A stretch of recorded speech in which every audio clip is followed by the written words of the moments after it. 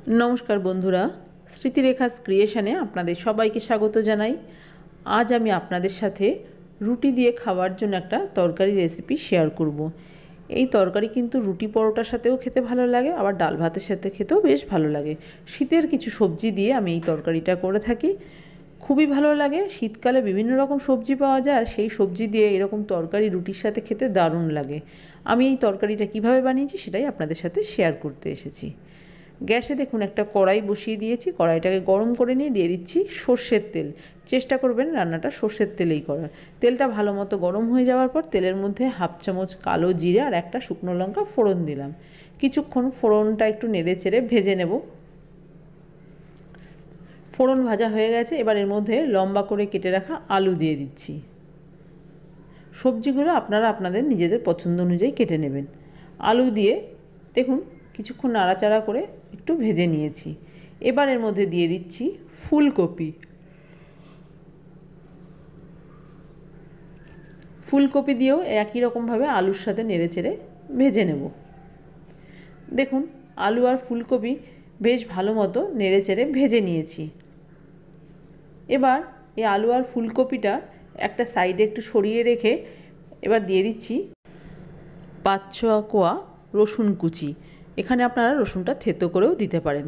রসুনটা দিয়ে একটু নেড়েচেড়ে ভেজে নিচ্ছি, তবে যেন লাল রঙটা না হয়, তাহলে কিন্তু তেতো হয়ে যাবে রসুন। আপনারা চাইলে তেলের ওপরে ফোড়ন দেওয়ার পরেও কিন্তু রসুন কুচিটা দিয়ে নেড়েচেড়ে ভেজে তারপর সবজিগুলো ভাজতে পারেন, তবে সেক্ষেত্রে রসুনটা কিন্তু একটু বেশি ভাজা হয়ে যাবে, তাই আমি রসুনটা এই সময় দিলাম। রসুনটা দিয়ে একটু নেড়েচেড়ে ভেজে নিয়ে দিয়ে দিলাম একটা মিডিয়াম সাইজের পেঁয়াজ কুচি। পেঁয়াজটা দিয়েও একটু নেড়েচেড়ে সবজিগুলোর সাথে একটু ভেজে নিচ্ছি।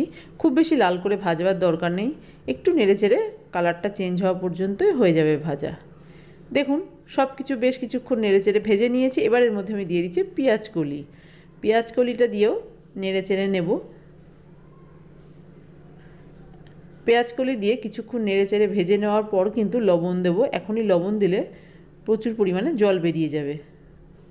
দেখুন কিছুক্ষণ নেড়েচেড়ে ভেজে নিয়েছি। এবার দিয়ে দিলাম একটা টমেটো, আর দিয়ে দিচ্ছি 5-6টা চেরা কাঁচা লঙ্কা। ঝালটা অবশ্যই নিজেদের স্বাদ অনুযায়ী দেবেন। দিয়ে দিচ্ছি স্বাদ অনুযায়ী লবণ। কিছুক্ষণ নেড়েচেড়ে ভেজে নিয়ে তারপরে লবণ হলুদ দিয়ে দিলাম, আর দিয়ে দিচ্ছি ঝালের জন্য লঙ্কা গুঁড়ো। এবার এই সব কিছু দিয়ে সবজির সাথে আবারও ভালো করে নেড়েচেড়ে মিশিয়ে দিচ্ছি। দেখুন সব কিছু সবজির সাথে খুব ভালো করে নেড়েচেড়ে মিশিয়ে দিয়েছি। এবার কড়াইটা ঢাকা দিয়ে কিছুক্ষণ রান্না হতে দেব। দেখুন কিছুক্ষণ ঢাকা দিয়ে রান্না করে নিয়েছি। এবার ঢাকনাটা খুলে আবারও একটু নেড়েচেড়ে দেখে নিচ্ছি।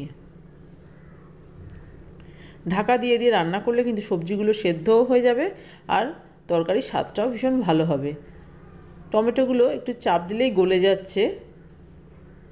খুব ভালো করে সবজিটা আবারও নাড়াচাড়া করে হাফ কাপ মতো গরম জল দিলাম। খুব বেশি জল দেওয়ার প্রয়োজন নেই, যেহেতু এই রান্নাটা কোনো রকম ঝোল হবে না, একটু শুকনো শুকনো হবে, সেই জন্য জলের পরিমাণটা খুবই কম দিতে হবে। এবার ঢাকা দিয়ে রান্নাটা হতে দেব। দেখুন কিছুক্ষণ ঢাকা দিয়ে রেখেছিলাম। এবার ঢাকনাটা খুলে একটু নেড়েচেড়ে দিচ্ছি। আলু এবং ফুলকপি দুই কিন্তু প্রায় সেদ্ধ হয়ে গেছে। দিয়ে দিচ্ছি একটু চিনি। চিনিটা অপশনাল, ইচ্ছে না হলে বাদও দিতে পারেন। চিনি দিয়ে আবারও একটু নেড়েচেড়ে দেবো।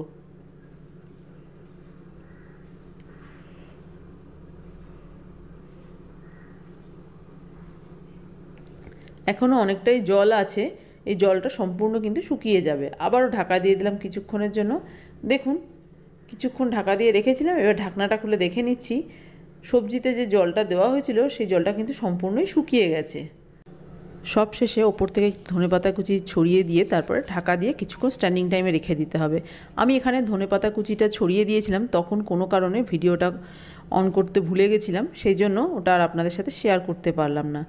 তৈরি হয়ে গেছে আমার আজকে রুটি দিয়ে খাবার জন্য শীতের সবজি দিয়ে একটা তরকারি। খুব সহজ, খেতে কিন্তু ভীষণ ভালো লাগে। কোনো রকম অতিরিক্ত মশলার দরকার হয় না। গরম গরম রুটি বা পরোটার সাথে এই রকম শুকনো তরকারি দারুণ লাগে খেতে। আমার আজকের এই তরকারি রেসিপি আপনাদের কেমন লাগলো বাড়িতে করে দেখবেন। ভালো লাগলে একটা লাইক শেয়ার কমেন্ট করবেন। আর আপনি যদি আমার চ্যানেলে নতুন বন্ধু হয়ে থাকেন তাহলে আপনার কাছে একটাই অনুরোধ, আমার চ্যানেলটা সাবস্ক্রাইব করে আমার পাশে থাকার।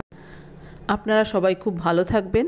আপনাদের সাথে আমার আবার দেখা হবে অন্য কোনো নতুন ভিডিওতে, নতুন কোনো রেসিপির সাথে।